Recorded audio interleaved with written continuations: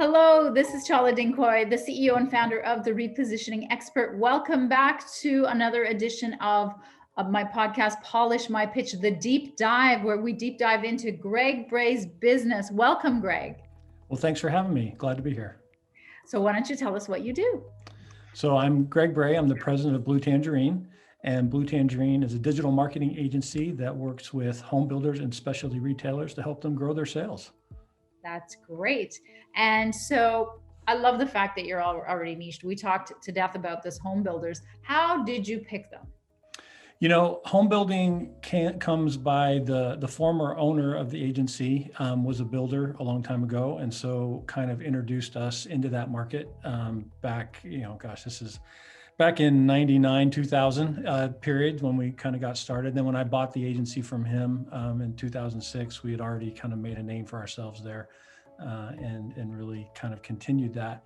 But we also learned that a single focus can be a challenge when things went south in 2007, 2008, where the builders were having a really hard time. We did recognize that, it's good to be specialized, but sometimes you need some balancing specialties, maybe more than one. So that is fascinating because I always talk about it, you have to find the super niche, But what you're telling me is that you found your super niche, you fell into it because the owner had interest in that super niche. Is that right? Yeah, that's kind of where it came from. So it kind of grew out of the fact that some introductions, right? You do a few clients that have some similar backgrounds, you go, oh, all of a sudden now we've got a specialty, so it wasn't a total research the world and decide, oh, where's the best place to go find a specialty. It kind of, fell in the lap, so to speak, that way. Yeah. So, and this makes my point so beautifully because I am forever screaming about, oh, you have to specialize. And then what you're saying is, oh my God, when the bottom dropped out of that industry and you're specialized in that industry, what do? Well, if you haven't fallen into that industry and you have through a systematic, strategic way, learned how to figure out the gap in the market at that time, then you can use that skill and quickly pivot into another industry really quickly. So that's an amazing point. So what did you guys do? We had never been totally 100%. We had been growing and growing that area. So we tried actually a couple of different directions. I mean, we went back to e-commerce retailers, which is something that we had been working with as well. But we also experimented with a few other industries at that time where we tried to get into more of a network support, in addition to just the marketing and development side. And that one we struggled to get any ground, partly because it was just kind of bad timing, I think, for a lot of folks. And it was also just, it turned out to not be an area that we were strong enough in to make ourselves different from everybody else who was doing it. So that kind of, we struggled to find our differentiation point as well. So we ended up backing off of that one after a few years of kind of trying to make something happen and not being successful. Wow. I mean, you're making all my points for everything that I teach today. What you really essentially tried was throwing spaghetti at the wall to see what would stick. It wasn't total spaghetti, but yeah, there was a little bit of knowledge of why we picked it and where we were trying to go. But at some point, you do have to try something, right? You can't just expect everything's going to be successful. So you have to make some investment and some effort to try and get something off the ground. And sometimes it works, and lots of times it doesn't. So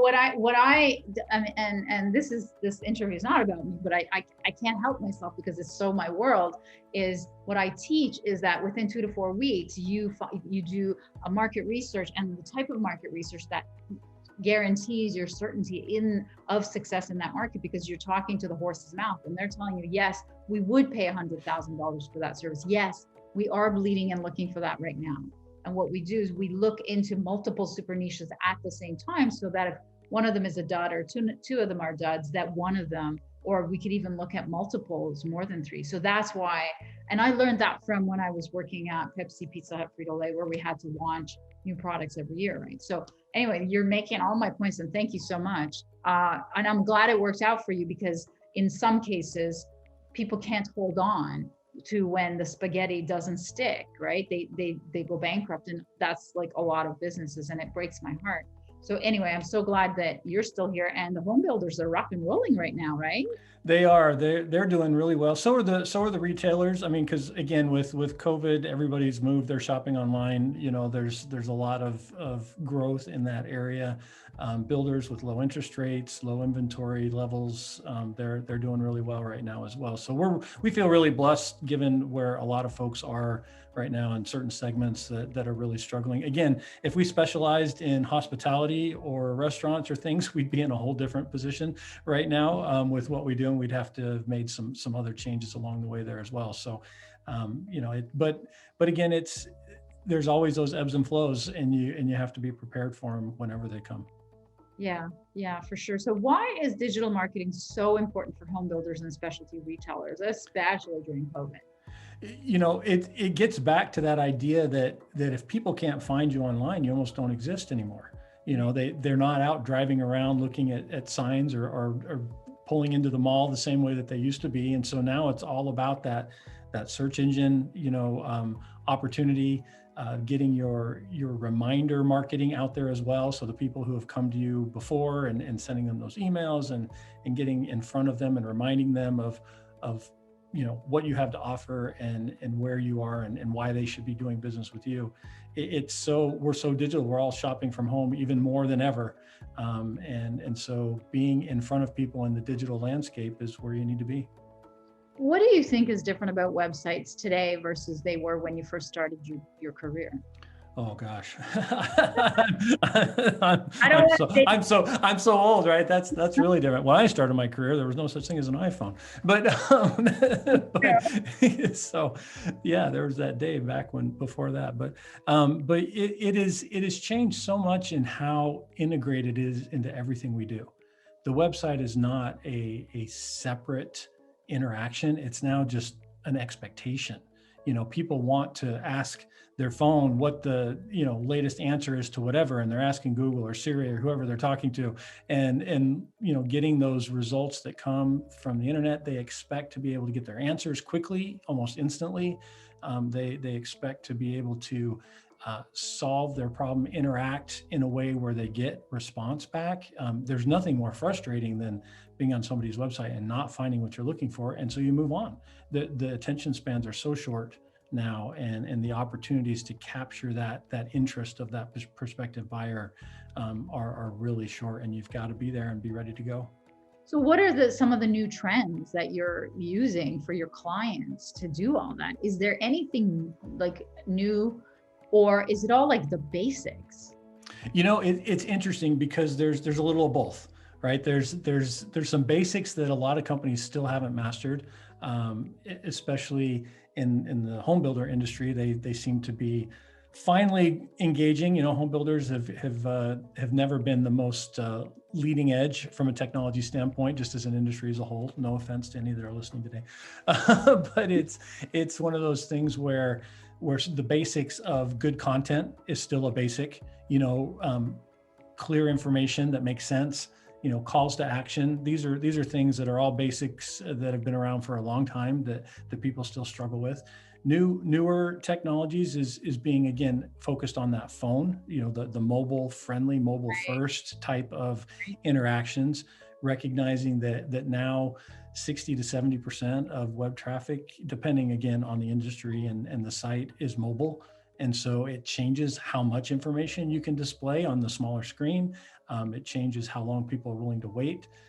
And then really just starting to integrate this idea of a comprehensive experience of interacting with your customer, where they may call you, and they may be in a store, they may visit a sales center, but then they go home and they get back on their phone or back on the website, and they need to have a integrated experience where all of that links together, where they can continue where they left off, whether they started online and then called you or came to talk, whether they talk to you and then go home. It all needs to tie together. They can't be starting over, with that customer interaction, that customer journey.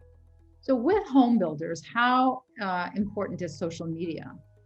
Social media is really important in a couple of ways. There's two different parts to that. The first is what we think of as traditional social media, where the company is posting things, right? They're providing information.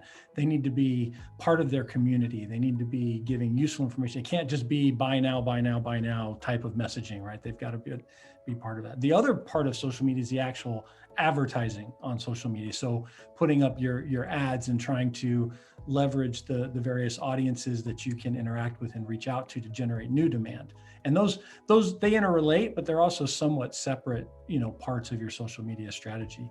The world is on social media, whether you love it or hate it, and everybody has an opinion. You from a marketing standpoint, you can't ignore the fact that at least part of your buyer, if not a whole lot of your buyer demographic, is going to be there and be someone that you can reach out to and interact with there. Are you doing anything different during COVID?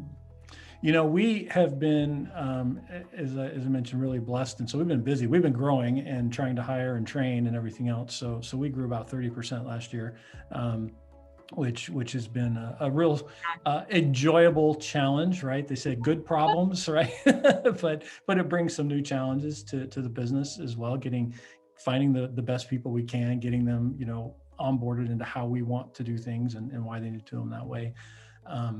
It also creates a little higher level just of overall anxiety, I think, in the market. People are just uncertain. So it's a little harder to move forward sometimes and make decisions because of that underlying, just, is it all going to come crashing down tomorrow feeling that I think a lot of us have. Just, again, it's just that anxiety level seems a little higher, which is a challenge, even just with your team and your people, just making sure folks are operating at efficiency and doing their best and feeling okay, just, with mental health and anxiety and all these other issues that go along with that. What do you foresee for the home builders industry after COVID, or towards 2022? I think the next year is still going to be a good year for builders, as interest rates are still really historically low. I mean, they always say it can't go any lower, and then they do somehow, but they're getting close to where they can't go any lower, and so that drives demand. There's challenges though for builders from materials availability. Lumber prices are skyrocketing, things like that. There's challenges for them to find the labor they need to keep up. So it's not all sunshine and roses. There's some challenges they're going to have to overcome. But I think they've got another good year and a half before a lot of that will start to slow things back to a more normal pace, which will actually be good. It's overheated a little bit right now, which has got a lot of folks scrambling and things, which leads to mistakes, leads to challenges, leads to, what they say, a multitude or sales cover a multitude of sins, right, in your business. So sometimes you get a little slack when things are going good, and making sure that you're operating properly and efficiently and taking advantage of everything you can. And what are the implications for you guys as a business when things do slow down for them? I think we're in a position where we do well as long as they are recognizing that they need to keep investing in their marketing. There are some we've talked to that they're just too busy right now. I can't deal with it, right? Yeah, I need a new website, but I just don't have time to do that right now. We get some of those types of comments. The ones that are going to do well are the ones that are going to take this time and invest in their foundation, so that when things slow a little bit, that they will already have those systems up and running, as opposed to needing 6 months to now go back and fix all their things they could have fixed before, while things were good. That's great. So, how you've been in this business for how long? Oh, I built my first home builder website back in 2000. So it's been a little while. Been doing it for a while. And aside from the stuff that we talked about, what is the advice that you give to avoid the number one marketing mistake? I think the number one marketing mistake right now is complacency, and not doing your marketing because you're running fast. And marketing is about building a pipeline, and especially for builders, their pipeline, their buyer journey is much longer than most other products. It's not a quick, for most folks at least. I'm sure there's the impulse home buyer out there, but most people do a lot of research, take a lot of time, and work through that and trying to select not only where they want to live, the kind of home they want, but who they want to build it for them. So what you're doing today is preparing for your sales 6, 9, 12 months from now. It's not necessarily tomorrow's sale that you're investing in today. It's your sales pipeline for next year. Because it's so long, right? Right, exactly. Do they do generational kind of net, like, because when I used to work for infant feeding, we would target prenatal moms. So is there any type of targeting that you guys do for within, their marketing, or you just do the website? We help with the digital marketing as far as promoting the site online, with SEO, paid search, geofencing, all the different things you can do to drive traffic to it. And certainly understanding the market for a particular type of home, what is this, a first-time home buyer? Is it a move-up buyer? Is it, a more of a millennial target versus a baby boomer target, active adult type community. So there's differences in the buyer demographics that will impact the messaging and the various, opportunities that may make sense for a particular builder to explore. Oh, and how do builders differentiate themselves? Builders can differentiate in a lot of ways, but honestly, the thing that's so interesting is that builders get a little sidetracked by competing with the builder down the street, when in reality, their number one competitor is a resale home. It's not another home builder. Because 85% of all real estate transactions are resale homes, and so only about 15% are new homes. And so when you start to recognize that there's a huge part of this buyer group out there that aren't considering new construction for whatever reason, then all of a sudden competing against the other builder, you do have to still and pay attention to what's different in that experience with you. But at the end of the day, it's why buy used when you can have new, right? That's kind of the, so who wants somebody else's dirt in their home or somebody else's germs right now, right? Get a new home that's all clean. So isn't there a premium to new? There is in some ways, especially as some of these construction materials expenses go up. It is causing a little bit of an issue from a pricing standpoint, and especially in certain geographies. But I don't know that it's something that changes the dynamic dramatically for most buyers.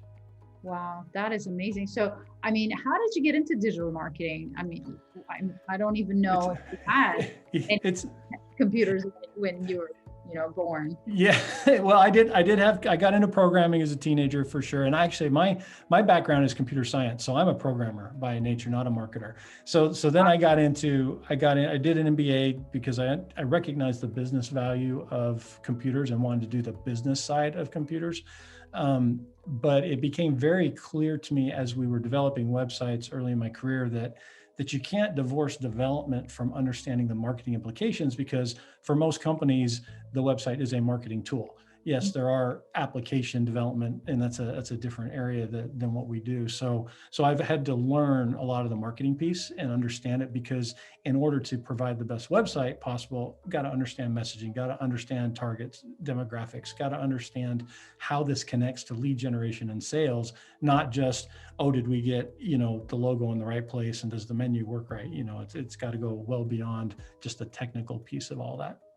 And I always wonder about marketers, because I always hire marketers to help me market, and I'm a marketer.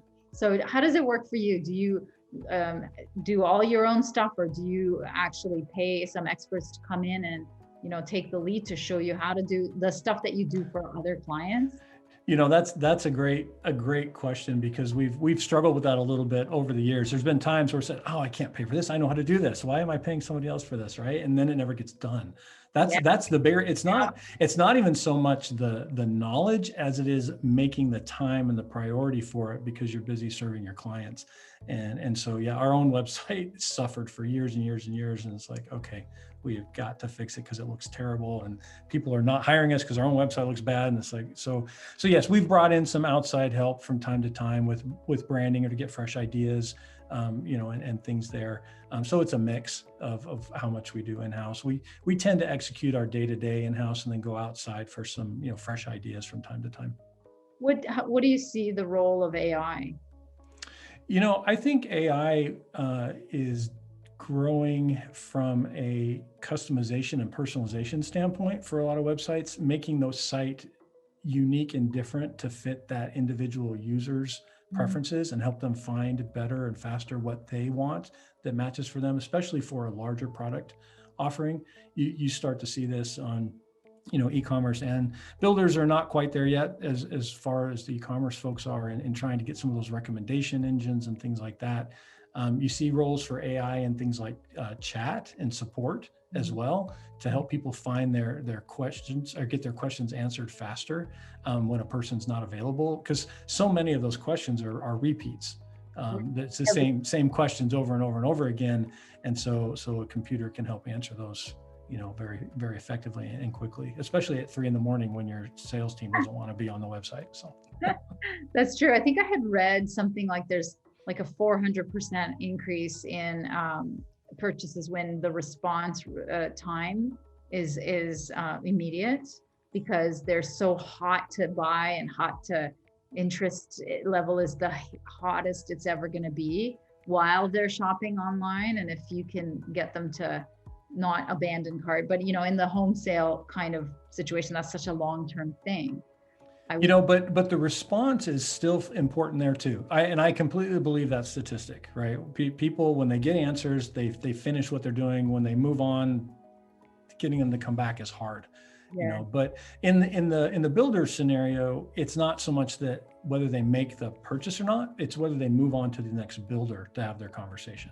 If they don't get their answers, if they get frustrated, then they're moving on and talking to somebody else who will give them the answers they want, because they haven't committed to you yet, usually at that point. And so you're trying to get that commitment and create that relationship. And there's a real opportunity for builders to differentiate with fast response for sure.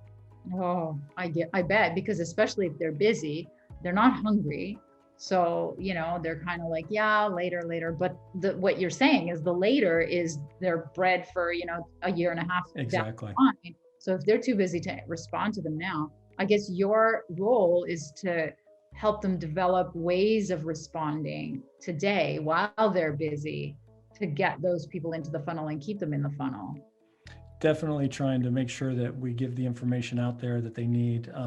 A lot of builders will even have a dedicated person, they call them an online sales counselor, whose job it is to they'll manage the chat, they'll manage the responses to the website questions and things, and then hand that person over to a salesperson once they're ready, and because it's so important to have that kind of personal response and quick response. You need somebody that's focused just on that piece of the business. A lot of my clients are in that, physical tour kind of space, like, people are touring old age homes. They don't call them that, I think, very politically incorrect, but I don't know what they do call them, or real estate. What do you see a bigger role for video tours online? Oh, it's exploded this year. We have some partners that provide those services, and they are booked solid, and Really? you can't get in because there were a lot of folks that didn't pay attention to having that kind of content. And that's the kind of content people have when they don't want to go physically visit the home. They want to see what it looks like. Video tours is a huge important piece of content. Better photography goes right along with that, and high res. So many folks have these tiny little images that used to, again, 10 years ago, 5 years ago, even, they were just fine, but now your monitor's 10 times bigger, or whatever. And people expect to see that high resolution, very detailed photo that they can zoom in on and look around and see what's going on. Now, before I let you go, you have to tell people what the shapes behind you mean. Oh, you didn't tell me I was going to be on video. No, no, these are just some acoustic panels I've got behind me just to help me not echo so much in my office, because it was a little echoey. But yeah, it's just a little checkerboard design there just to kind of spice things up and not make it too drab. I love it. Well, job well done, because I haven't heard a single echo. So. Yeah, well, there you go. Well done. So before you say goodbye, do you want to tell us how we can reach you, how our audience can reach you? Yeah, I'd happy to always help folks with their business questions and ideas. You can reach me on LinkedIn under Greg Bray. I should pop up. There may be a couple impersonators out there, but then also via email, Greg, Greg, at bluetangerine.com. Happy to talk. All right. Thanks so much, Greg. All the best. Thank you. Enjoyed it.